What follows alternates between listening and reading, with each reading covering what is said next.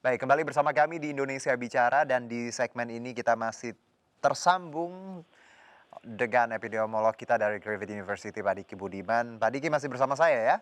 Iya, Mas Juno. Oke, tadi Anda masih membahas diversifikasi vaksin. Nah, ini boleh Iya. dilanjutkan. Harusnya seperti apa tadi?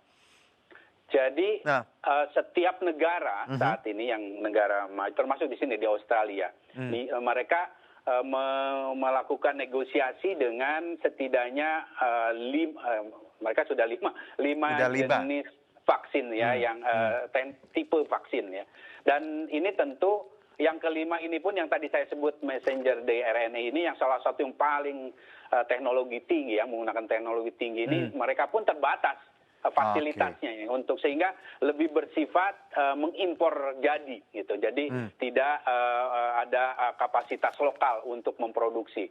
Nah, kaitan dengan Indonesia tentu mungkin antara 2 atau 3 teknik yang saat ini kan sudah 2 nih, yang satu menggunakan vektor, kemudian satu lagi virus yang dilemahkan. dilemahkan. Setidaknya mungkin satu lagi misalnya yang bisa dijajaki kemungkinan itu, Mhm. setidaknya untuk langsung impor. Apakah dengan mau tadi misalnya messenger RNA sendiri ataupun dengan Mhm. pihak lain. Nah ini karena sekali lagi tidak ada jaminan satu tipe dari Vaksin. vaksin Mhm. yang digunakan untuk program vaksinasi itu akan berhasil mencapai herd immunity. Ini yang Oke. teori yang saat ini berkembang di Baik. berbagai center. Jadi Jadi, aha. di beberapa negara membuat satu strategi di mana vaksinasinya itu di-combine, Mhm. Mas Juno. Oke. Jadi diberikan dalam bentuk tiga jenis vaksin ini. Mhm. Jadi ini yang diprediksi akan jauh lebih Oke. menjamin keberhasilan dari vaksinasi untuk COVID-19 Jadi ini. kalau kita hanya tergantung pada satu jenis, itu, dirasakan kurang maksimal. Betul, Jadi, betul, betul, Mas Juno. perlu tadi at least ada 3 ya, Pak Betul, Diki ya? betul, Mas Oke, Juno. karena Betul, Mas Australia Juno. sendiri punya 5 untuk saat ini. Betul, betul, Oke, betul. nah kalau Dan kita hari juga ini sudah bicara, diumumkan. emergency use, ini juga menjadi perdebatan bagaimana Iya, jalur ini kan memang digunakan atas approval dari WHO. Beberapa iya, negara mendapat approval untuk emergency use, sementara Indonesia masih menunggu karena kita masih menggabungkan hasil, Sinovac ini di beberapa negara baru nanti akan dibawa ke WHO. BPOM iya, juga disoroti bagaimana nanti ya memang izinnya juga harus keluar, tapi dengan segala pertimbangan yang tentunya safety. Nah, Anda melihat iya, perizinan, ini kan juga sesuatu yang iya, memang tidak gampang. Oke, vaksinnya jadi, semuanya udah selesai, tapi ada approval yang harus kita lewati. Anda melihat betul. bahwa apakah nanti WHO juga akan cukup menyambut baik dengan hasil fase 3 Sinovac dan juga beberapa vaksin lainnya? Ya, ini terkait Hmm, emergency use atau penggunaan secara darurat ini memang oke, sedikit saya singgung sedikit sejarah sedikit bahwa boleh. emergency use authorization Mhm. ini lahir setelah pandemi SARS ya SARS, tahun iya saya ingat itu. 2005. Oke. Tepatnya ini lahirnya mekanisme ini tahun 2005. Mhm. Namun dalam perjalanannya banyak yang juga ditandai dengan kegagalan dalam atau Hmm, ketidakberhasilan dalam penggunaan secara darurat ini akibat terlalu terburu-buru ya. hmm, Seperti misalnya ada penggunaan vaksin pandemrix di pandemi swine flu 2009 yang ya, mengakibatkan juga akhirnya ada yang disebut dengan efek samping narkolepsi. Kemudian juga termasuk obatnya saat itu Tamiflu yang juga ada efek hmm, samping ya, dan hmm, dan beberapa kejadian lain. Ini yang memberikan kenapa pada saat ini WHO itu menggunakan akses yang disebut dengan solidarity global dan segala macam, itu artinya untuk menjamin bahwa secara standar internasional keamanan dan efikasi ini terjamin baik dalam obat maupun vaksin.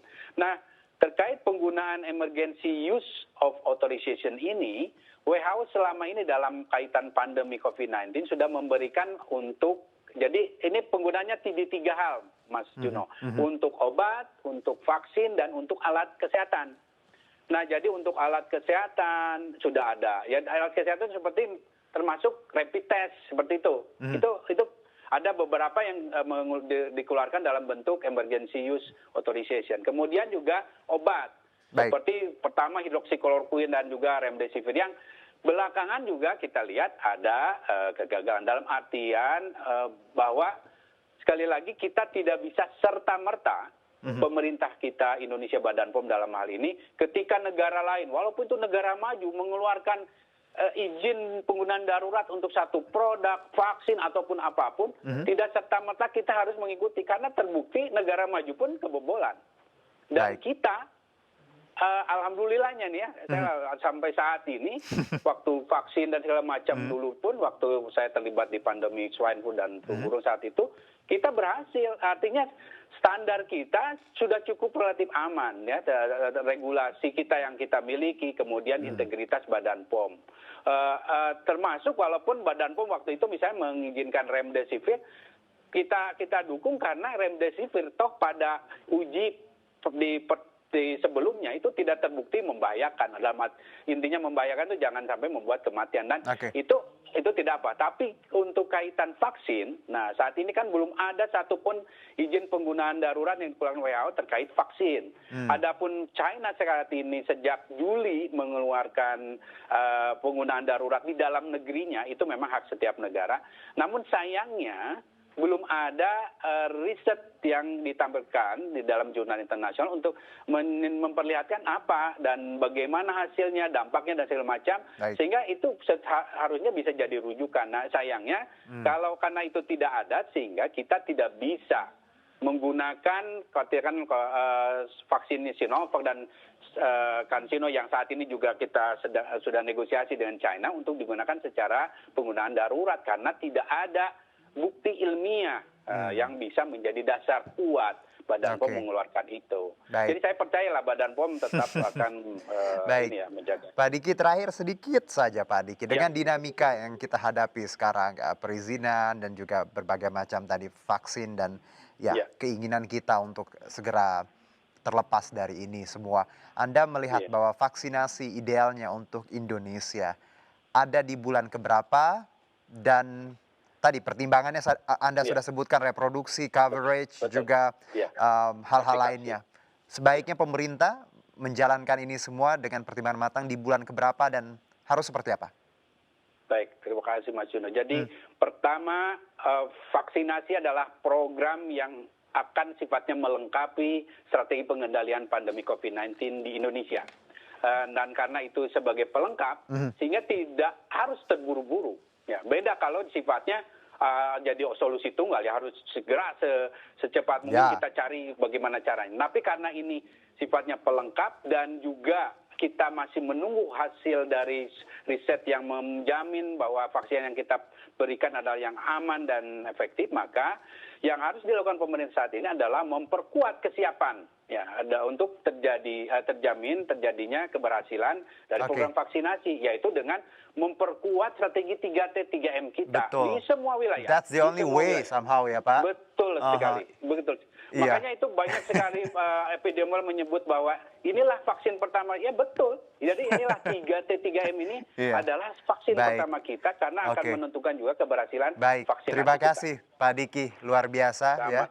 Itu yang bisa kita laksanakan untuk saat ini. Semoga makin bicara awareness, semoga public disiplin kita juga makin baik. Amin. Selagi kita menunggu vaksin. Pak Diki juga sehat-sehat di Australia. Amin, terima kasih. Sama-sama semuanya. Terima kasih atas insight-nya. Sama-sama. Baik, demikianlah Indonesia Bicara hari ini pemirsa. Saya Herjuno Syaputra undur diri. Terima kasih, sampai jumpa.